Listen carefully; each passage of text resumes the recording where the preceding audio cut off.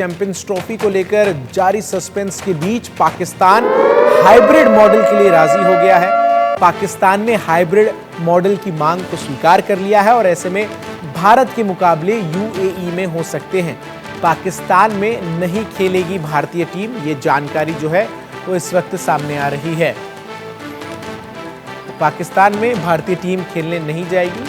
ICC अब hybrid model के तहत इस टूर्नामेंट को कराने की प्लानिंग कर रहा है। इसी कड़ी में आईसीसी ने 29 नवंबर को दुबई में कार्यकारी बोर्ड की आपात बैठक भी बुलाई थी और अब पाकिस्तान के तेवर नरम पड़ चुके हैं। पीसीबी अब कुछ शर्तों के साथ हाइब्रिड मॉडल को स्वीकार करने को राजी हो गया है। पीसीबी चीफ मोहसिन नकवी ने दुबई में पत्रकारों से कहा, मैं इस पर ज्यादा टिप्पणी नहीं करना चाहता हूं क्योंकि इससे चीजें बिगड़ सकती हैं। हमने अपना दृष्टिकोण आईसीसी को बता दिया है, भारतीयों ने भी अपना दृष्टिकोण बता दिया है। प्रयास ये सुनिश्चित करना है कि सभी के लिए फायदा हो। मोहसिन नकवी ने आगे कहा कि क्रिकेट को जीतना चाहिए, ये सबके लिए महत्वपूर्ण है, लेकिन सभी के सम्मान के साथ हम वही करेंगे जो क्रिकेट के लिए सबसे अच्छा होगा। हम जो भी फॉर्मूला अपनाएंगे वो समान शर्तों पर होगा। चैंपियंस ट्रॉफी 2025 का आयोजन 19 फरवरी से 9 मार्च के बीच होना है। पाकिस्तान को इसकी मेजबानी दी गई है, लेकिन हाइब्रिड मॉडल पर राजी होने के बाद उससे कुछ मुकाबलों की मेजबानी छिन जाएगी। पाकिस्तान को इस टूर्नामेंट की मेजबानी के लिए चुना गया है क्योंकि 1996 के वर्ल्ड कप के बाद ये पहली बार है जब पाकिस्तान किसी आईसीसी इवेंट की मेजबानी करेगा। 8 साल बाद चैंपियंस ट्रॉफी की वापसी हो रही है। ऐसे में आईसीसी नहीं चाहता कि भारत इससे बाहर रहे। मनोज जोशी हमारे स्पोर्ट्स एडिटर तमाम अपडेट्स के साथ इस खबर पर हमारे साथ जुड़ रहे हैं। मनोज जी, एक और खबर जो इसके साथ सामने आई वो है कि जो पाकिस्तान क्रिकेट बोर्ड है उसने 300 करोड़ रुपए की मांग जो है वो की है आईसीसी से। इसमें क्या कुछ सच्चाई है?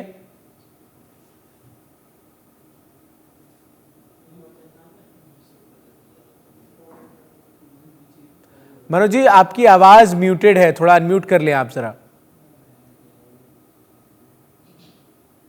जी हाँ, बिल्कुल। ये बहुत ही शर्मनाक है कि अगर आप सौदेबाजी का खेल खेल रहे हैं और पर्दे के पीछे क्रिकेट तो आपस में एक दूसरे को जोड़ता है, उसमें पैसा अगर आपको अपने दम पे मिलता है तो बहुत अच्छी बात है, लेकिन अगर आप इस तरह से सौदेबाजी कर रहे हैं तो ये बहुत शर्मनाक है, क्रिकेट के लिए कलंकित करने वाली चीज है। आप आईसीसी को ऑकवर्ड पोजीशन में डालकर और उससे आप उसकी भरपाई करना चाह रहे हैं, तो ये क्योंकि 30% जो है वो तो बात हमने सुनी थी, 30% से भी ये करीब ये 200 करोड़ तक बनता था, लेकिन अब आप 300 करोड़ बता रहे हैं, तो ये अब इसका हम पुख्ता तौर पर, क्योंकि वो सौदेबाजी का खेल था, हाइब्रिड मॉडल पर जाने के लिए सौदेबाजी का मामला था और यहाँ पर एक पंथ दो काज वाली काम उन्होंने किया है। अगर भारत ने पाकिस्तान में नहीं खेलने और हाइब्रिड मॉडल की को स्वीकृति मिलने को अगर भारत अपनी जीत मानता है, तो पाकिस्तान इसको अपनी जीत मानता है कि भारत में भी जो हाइब्रिड मॉडल के तहत जो मुकाबले होंगे, वो भी भारत में भी जो मुकाबले होंगे आईसीसी के, वो भी हाइब्रिड मॉडल के तहत होंगे और वो भी फाइनल सेमीफाइनल के लिए अड़ंगा डाल सकता है। लेकिन सौदेबाजी का जो खेल है, ये क्रिकेट को कलंकित करने वाली घटना है। मैं समझता हूं इससे बहुत जल्दी निजात पाना चाहिए, आईसीसी को समझ जाना चाहिए। आईसीसी के सामने स्थितियां आ गई हैं निश्चित तौर पर, क्योंकि जो कुछ हुआ है, हालिया घटनाक्रम हुआ है, पाकिस्तान का रवैया बहुत सहयोग वाला नहीं रहा है। और जो स्थिति भी नजर आई है इस पूरे चैंपियंस ट्रॉफी को लेकर, एक तो 8 साल बाद चैंपियंस ट्रॉफी की वापसी हो रही है। मनोज सर, मैं थोड़ा आपसे ये भी समझना चाहूंगा, ये चैंपियंस ट्रॉफी को लेकर आईसीसी में थोड़ी कंफ्यूजन रहती है क्या कि कभी कराना है नहीं कराना है? एक जैसे कि T20 विश्व कप को लेकर एक फॉर्मेट सेट है कि इतने साल बाद खेली जाएगी, वनडे वर्ल्ड कप को लेकर सेट है, ये चैंपियंस ट्रॉफी को लेकर क्या मामला है? बहुत अच्छा सवाल आपने पूछा है, क्योंकि 2017 की जो चैंपियंस ट्रॉफी हुई थी वो एक तरह का आखिरी आयोजन था, ऐसा कहा गया था उस समय। आईसीसी की तरफ से अधिकृत तौर पर ऐसा बयान जारी किया गया था, अब इसके बाद आईसीसी की चैंपियंस ट्रॉफी नहीं होगी। लेकिन उसके बाद क्योंकि कोई मिनी वर्ल्ड कप या इस तरह का कोई आयोजन होता नहीं था, तो यहाँ टॉप की जो 8 टीमें हैं जो रैंकिंग में सबसे ऊपर होती हैं, उसको फिर से बहाल करने की कोशिश की गई। दरअसल 2025 का जो 2017 की जो चैंपियंस ट्रॉफी थी उसमें जिस तरह के परिणाम आए, ठीक है, पैसा इंडिया पाकिस्तान का मैच 2 बार हुआ था, अच्छी आमदनी भी हुई, लेकिन तब यह था कि हम और टूर्नामेंट्स कराएंगे और तमाम अपने रेवेन्यू को बढ़ाने की तरफ ध्यान देंगे। T20 फॉर्मेट उसका बहुत अच्छा एक मैसेज लगा था उनको कि इसके जरिए हम बहुत अच्छा रेवेन्यू मॉडल बढ़ा सकते हैं। लेकिन जब चैंपियंस ट्रॉफी का आयोजन हुआ इंडिया पाकिस्तान, क्योंकि एक समय अलग अलग पूल में हुआ करते थे और अब पिछले कुछ वर्षों से एक ही पूल में होने लगे, तो फिर पुनर्विचार किया आईसीसी ने। बार्कले साहब का इसका बहुत बड़ा योगदान जाता है, जिन्होंने कहा कि नहीं, दोबारा से चैंपियंस ट्रॉफी जो है बहाल होनी चाहिए, और उसमें इंडिया पाकिस्तान के अगर 2 मैच हो जाते हैं तो 2 मैचों से ही पूरा वारे न्यारे हो जाएंगे और अच्छी खासी उससे रेवेन्यू अच्छा खासा जनरेट किया जा सकता है।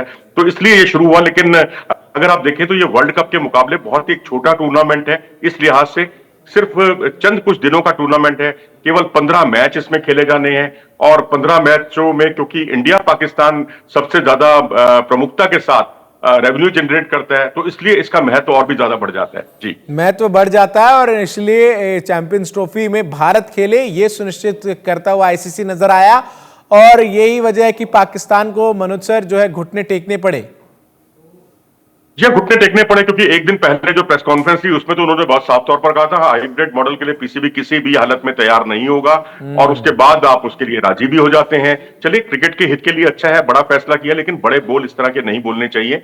आप इंटीरियर मिनिस्टर भी हैं और आप पीसीबी के चीफ भी हैं, इस तरह का बयान नकवी आपको जरा शोभा नहीं देता, क्योंकि अपने पद के अनुकूल, पद की गरिमा का उन्हें ख्याल रखना चाहिए था। और अगर जो सौदेबाजी वाला जो खेल है, 300 करोड़ की बात आई है, 300 करोड़ ही नहीं बल्कि मैं तो कहूंगा कि जो उन्होंने एमिरेट क्रिकेट बोर्ड से जो बात की है, जो गेट मनी होगी वहां पर, जो 3 मैच जिसमें भारत खेलेगा, उसका गेट मनी भी वो बांटने के लिए तैयार नहीं कि वो भी उनको मिलना चाहिए। यानी 5 उंगलियां घी में, सर कढ़ाई में, और वो अगर आप अपने तरीके से अपने रेवेन्यू जनरेट करके उसका हिस्सा प्राप्त करते तो बहुत स्वागत योग्य होता। लेकिन आप इस तरह से सौदेबाजी करके गेट मनी पूरी की पूरी हथियाने हासिल करने, और उसके बाद जो है इस तरह का दबाव बनाने आईसीसी पर, तो आईसीसी के सामने भी सारी स्थितियां अनुकूल है। अगर उनके पास कोई दूसरा विकल्प आया, अगर उनको लगा कि आने वाले समय में इंडिया ऑस्ट्रेलिया मैच भी उतना ही पैसा जनरेट करने वाला जरिया बन गया है, क्योंकि आज बायलैटरल इंडिया पाकिस्तान की होती नहीं है, इंडिया ऑस्ट्रेलिया में सबका आकर्षण है, अगर वो कहीं सक्सेसफुल हिट फार्मूला हो गया तो फिर पाकिस्तान को साइडलाइन करते हुए आईसीसी को देर। और जब आप मुझे ये बता रहे हैं तो मुझे याद आ रहा है जो आखिरी T20 विश्व कप में मैच हुआ भारत और पाकिस्तान का, उसमें कुछ उतना जो है क्रेज नजर नहीं आया। शायद वो वेन्यू की वजह से था, या फिर जिस देश में मैच हुआ वहां पर क्रिकेट उतना पॉपुलर स्पोर्ट्स ना हो, ये वजह हो सकती है। जी हाँ, बिल्कुल। एक तो वजह यही है जो आप बता रहे हैं, और दूसरी वजह यह है कि टिकटों के दाम जो है आसमान छूने वाले दाम थे, बहुत ज्यादा। जैसे 8-8 लाख की टिकट हमने कभी नहीं सुनी थी कि इतनी महंगी टिकटें जो है इंडिया पाकिस्तान मैच के लिए मुकर्रर की जाएं। लेकिन अब पाकिस्तान के लिए अच्छा यह है कि यूएई में लोगों की जो क्रिकेट प्रेमी है उनकी पेइंग कैपेसिटी काफी ज्यादा है, अच्छी खासी पेइंग कैपेसिटी है, तो वहां टिकटों की दरें महंगी भी होंगी, तो भी इंडिया पाकिस्तान का जो क्रेज है वो उनको महंगी टिकटों के बावजूद उनको मैदान की तरफ खींच लाएगा। लेकिन अगर यही सब लाहौर में होता, कराची में होता, रावलपिंडी में होता, तो क्योंकि भारत में के मैच उन्होंने लाहौर में रखे थे, तो लाहौर में लोगों की पेइंग कैपेसिटी दुबई जैसी नहीं है, तो उससे मैं समझता हूं कि हाइब्रिड मॉडल से एक तरह से उनको ज्यादा फायदा हो गया गेट मनी के मामले में भी, और अपनी बात मनवाने में भी पाकिस्तान क्रिकेट बोर्ड कामयाब हो गया।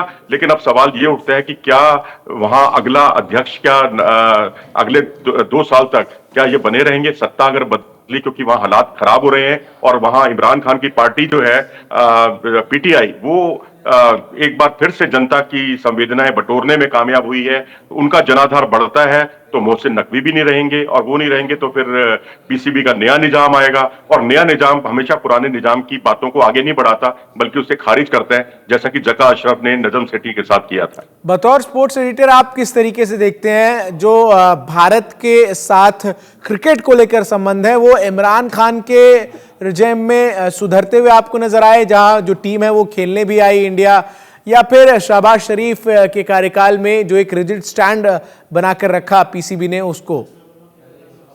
मेरे ख्याल से दोनों ही कार्यकाल बहुत अच्छे नहीं मैं कह सकता, लेकिन हाँ, नवाज शरीफ जब थे तब उनका क्रिकेट का बहुत प्यार था उनका, और उनकी मोदी जी के साथ थोड़ी पटती भी थी, कुछ मामलों में बातचीत भी होती थी, ऐसा नहीं था कि रास्ते सारे बंद हों। वो भी बहुत क्रिकेट प्रेमी थे, और जिस तरह से 1992 के वर्ल्ड कप से लेकर जिस तरह से सुनील गावस्कर की उन्होंने बड़ी तारीफ की थी कि उन्होंने पाकिस्तान का समर्थन किया था कि जो वर्ल्ड कप है, वर्ल्ड कप में पाकिस्तान को संभावित उन्होंने विजेता माना था। तो बहरहाल मतलब ना तो इमरान खान के समय में कोई वो अच्छी स्थितियां थी, ठीक है, वो 2012-13 में जरूर मनमोहन सिंह सरकार के समय जो है वो पाकिस्तान टीम यहाँ आई थी, और उसका भी फायदा निश्चित तौर पर एक अच्छे खासे रेवेन्यू जनरेट किया गया था, एक जो है एक बर्फ पिघलने की और संकेत था। लेकिन उसके बाद अगर आप ये देखें कि 2012 13-14 में जो आपस में एमओयू पर सिग्नेचर हुए थे, जिसमें यह कहा गया था कि भारत और पाकिस्तान यूएई में खेलने जा रहे हैं, और उस पर जो है भारत सरकार जब 2014 में सरकार आई और उसने बदल दिया, उसको स्वीकृति नहीं दी भारतीय टीम को, तो उससे पाकिस्तान जो है तिलमिला गया। वो आर्बिट्रेशन ऑफ स्पोर्ट्स में गया और वहां पर उनको बल्कि उन पर जुर्माना लगा, क्योंकि उसमें लिखा हुआ था, एक छोटी सी क्लॉज थी, सब्जेक्ट टू गवर्नमेंट अप्रूवल, और उसमें उन्होंने कहा कि आप तो हमारा समय बर्बाद कर रहे हो, आप पर ये जुर्माना लगेगा, आप सोच समझ के यहाँ आया कीजिए। तो पाकिस्तान ने हर मामले में, ऐसे मामलों में मुंह की खाई है। तो अब इस बात की क्या गारंटी है कि जो आगे हाइब्रिड मॉडल के लिए जो कुछ बातें अभी कही जा रही हैं, बड़ी बड़ी बातें कही जा रही हैं, पाकिस्तान जिसे अपनी जीत मान रहा है, क्या पाकिस्तान के अध्यक्ष तब तक बने रहेंगे? जो नए अध्यक्ष आएंगे उनका रुख क्या होगा? सरकार जो आएगी नई, उनका रुख क्या होगा? क्या ये सारी चीजें पलट जाएंगी? ये सब अनुत्तरित सवाल हैं। इसे पाकिस्तान क्रिकेट बोर्ड या वहां का आयाम, जो आवाम है, उसे इसे अपनी जीत नहीं मानना चाहिए। इसी से जुड़ी एक और चीज मैं आपसे जरूर जानना चाहूंगा मनोज जी, वो ये कि भारत पाकिस्तान जाएगा नहीं खेलने, ये क्लियर है। पाकिस्तान भी अभी कह तो रहा है कि हम भारत किसी भी मैच को खेलने के लिए नहीं आएंगे। क्या भविष्य में आने वाले 2-3 सालों के अंदर कोई बायलैटरल सीरीज किसी न्यूट्रल वेन्यू पर होती हुई नजर आ सकती है, या फिर इसकी संभावना अब तो दूर दूर तक नहीं है? नहीं जी, रिलेशन तो बहुत खराब है आपस में। देखिए, क्रॉस बॉर्डर टेररिज्म से लेकर जो तमाम चीजें, अगर ऐसा कुछ होता तो भारत जरूर पाकिस्तान जाता, अगर ये सारी चीजें ना होती। भाई 2008 से पहले भी तो भारत जाता ही था ना वहां पर। 2008-9 में जो कोशिश भी बहुत की। अभी जब जयशंकर जी गए थे पाकिस्तान, तो वहां की सरकार ने कि कोई किसी तरीके से भारत मान जाए। जी हाँ, बिल्कुल। लेकिन वो उनके जाने का औचित्य, उसमें क्रिकेट कहीं नहीं था। उन्होंने कहा भी था कि मैं कोई बायलैटरल टॉक के लिए नहीं जा रहा, मैं सिर्फ जो चीन शंघाई सम्मेलन है उस सिलसिले में जा रहा हूं। और उन्होंने क्रिकेट पर जरूर बात हुई होगी, मैं ये नहीं मानता कि वहां बात नहीं हुई होगी, लेकिन उन्होंने अपना जो रवैया है, दृष्टिकोण है, वो उसमें क्लियर कर दिया गया था।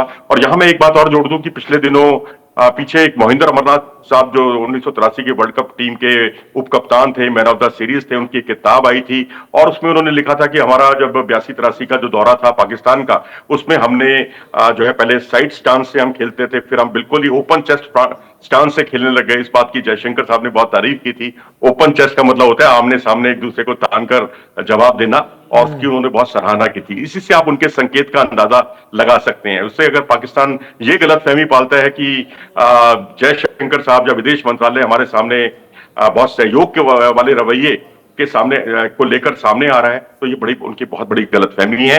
पहले आप अपना आतंकवाद को दूर कीजिए। आतंकवाद और खेल दोनों साथ साथ नहीं चल सकते, और जब ये सारी चीजें दूर हो जाएंगी तो फिर मेरे ख्याल से कोई भी क्रिकेट में या कोई भी किसी के लिए अछूत नहीं है। और पाकिस्तान इस बात को लेकर दबाव बनाने की अलग अलग तरीकों से भी कोशिश कर रहा था। अपने पूर्व खिलाड़ियों से भी बयानबाजी करवा रहा था। शाहिद अफरीदी का भी बयान आपने जरूर सुना होगा।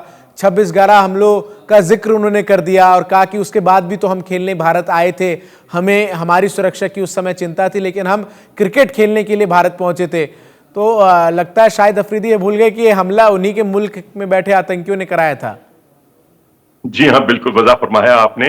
उल्टा चोर कोतवाल को डांटे, ये तो वो वाली बात हो गई। और आप शाहिद अफरीदी ने इस बात पर भी जोर दिया कि खेल और राजनीति को अलग करना चाहिए। ये दोनों बात तो बिल्कुल ठीक कह रहे हैं वो, लेकिन उसे इंप्लीमेंट नहीं कर पा रहे हैं। ये वो मुल्क कह रहे हैं, उस मुल्क का खिलाड़ी कह रहे हैं जिनके यहाँ अपने यहाँ पाकिस्तान क्रिकेट बोर्ड का जो अध्यक्ष है वो इंटीरियर मिनिस्टर है, जो खुद राजनीति से जुड़ा हुआ है। और खेल और राजनीति, अगर मैं समझता हूं कि अगर यहाँ रमीज राजा होते, नजम सेठी होते, जका अशरफ होते, तो ये नाक की लड़ाई ना बनती और ये मामला बहुत जल्दी सुलझ गया होता। लेकिन अब इस तरह की बातें, आप देखिए कामरान अकमल का भी जो बयान आया है वो भी चौंकाने वाला है। उन्होंने तो यहां तक कहा है कि जब तक इंडिया और पाकिस्तान बायलैटरल सीरीज नहीं खेलते तो हमें आईसीसी के भी किसी भी मंच पर भारत से संबंध नहीं रखने चाहिए। अब जब बताइए, ये तो कुछ ज्यादा ही, मतलब कई बार तो हमें ये भी सोचने के लिए मजबूर होना पड़ता है कि यहाँ के जो पुराने खिलाड़ी हैं कभी किसी मदरसे में गए हैं क्या?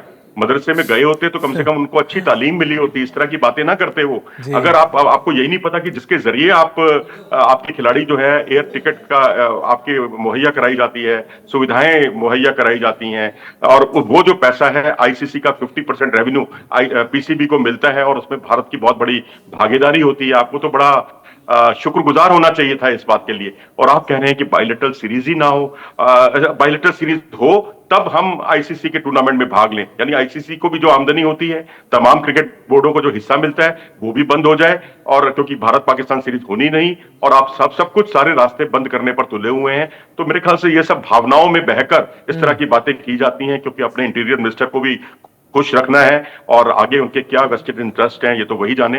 लेकिन इस तरह की बातें बड़े स्तर पर करना बहुत छोटी सोच को दर्शाता है। मनोज जी, जो पाकिस्तान में वर्तमान हालात हैं, इन हालातों में कितनी बड़ी चुनौती है पाकिस्तान के सामने ये चैंपियंस ट्रॉफी को करवाना? भले ही भारत न जा रहा हो, लेकिन जो और भी क्रिकेटिंग नेशंस हैं वो तो जरूर वहां खेलने जा रहे हैं।